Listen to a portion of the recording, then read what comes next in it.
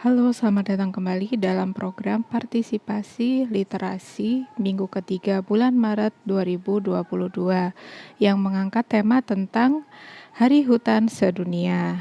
Nah, pada kali ini saya ingin berbagi karya tentang peran hutan dalam keberlangsungan hidup.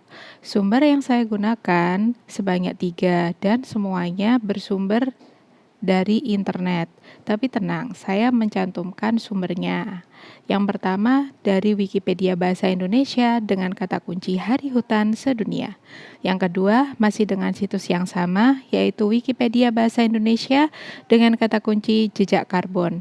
Dan yang ketiga sekaligus sumber yang terakhir adalah dari theconversation.com dengan judul Bagaimana Ponsel Memanaskan Bumi dari Produksi hingga Server Data. Karya saya tulis pada tanggal 28 Maret 2022. Yuk kita simak. Dengan judul Peran Hutan dalam Keberlangsungan Hidup, saya tulis dalam rangka Hari Hutan Sedunia yang diperingati setiap tanggal 21 Maret. Saya dedikasikan tulisan ini untuk mengingat kembali apa saja peran hutan dalam kelangsungan hidup planet ini. Ya, bumi tempat tinggal kita yang tiada duanya. Di zaman yang sangat modern ini, baik populasi manusia dan kecanggihan teknologi melejit pesat. Populasi yang meningkat dan angka harapan hidup yang relatif lama menuntut ketersediaan lahan untuk tempat tinggal. Penggundulan hutan atau deforestasi menjadi salah satu cara yang kurang bijaksana untuk menyediakan tempat tinggal. Lalu, bagaimana dengan kecanggihan teknologi? Apa kaitannya dengan keberadaan hutan? Mari berkenalan dengan istilah jejak karbon.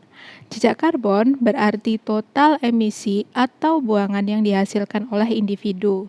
Biasanya menghasilkan zat sisa berupa karbon dioksida dan metana.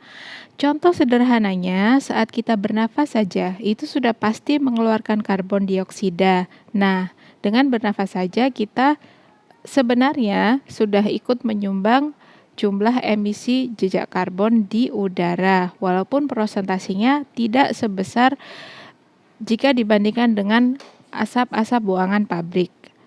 Kaitannya dengan teknologi, ada pada gas buangan yang dihasilkan pembakaran mesin, pembangkit listrik, bahkan ponsel yang kita gunakan bisa menyumbang pertambahan jejak karbon.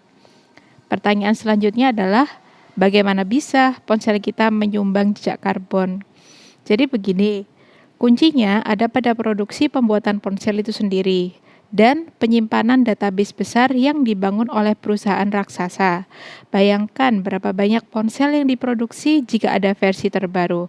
Katakanlah tahun ini produk smartphone A memproduksi varian ABC, kemudian tidak sampai setahun kemudian memproduksi varian yang lebih canggih, yaitu DEF. Jumlah produksi antar varian yang pertama dengan varian kedua tentulah tidak sedikit. Belum lagi seiring berkembangnya teknologi, pasti membutuhkan update-update dan penggantian hardware.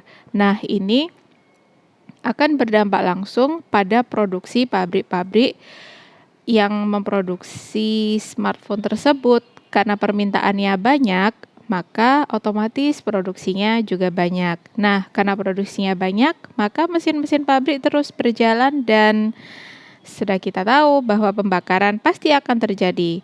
Suhu bumi naik dan jejak karbon juga bertingkat. Tahukah kamu di mana perusahaan besar seperti Google dan Yahoo menyimpan data dan email para penggunanya?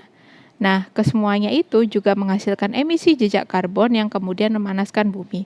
Karena walaupun kita hanya mengirim email atau mendownload dan kemudian menyimpan file pada Google Drive kita, maka perusahaan-perusahaan besar seperti yang saya sebutkan yaitu Google memiliki hardware atau gambarannya begini, external hard disk yang sangat besar dan semakin banyak isinya, maka semakin besar pula kapasitas yang diperlukan. Nah, dari kapasitas yang besar itu membutuhkan banyak ruang, membutuhkan banyak energi untuk menyimpan supaya data kita tetap ada.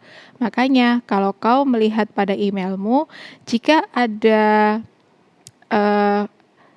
tumpukan-tumpukan file yang lebih dari sekian giga, maka kau dikenakan charge berupa uang, atau datamu akan hilang atau tidak tersimpan. Nah, kesemuanya itu menghasilkan jejak karbon yang kemudian memanaskan bumi. Padahal itu dari segi smartphone saja. Emisi jejak karbon ini dapat memenuhi atmosfer dan mencemari udara yang kita hirup. Supaya udara tetap bersih dan sejuk, emisi ini harus diserap dan diolah menjadi oksigen.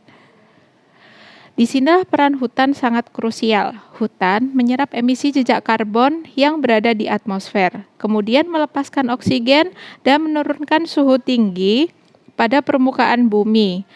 Tak heran jika hutan disebut sebagai paru-paru bumi. Tidak hanya itu, hutan juga berfungsi sebagai tempat tersimpannya keanekaragaman flora dan fauna, sehingga mereka tetap lestari tanpa mengganggu pemukiman.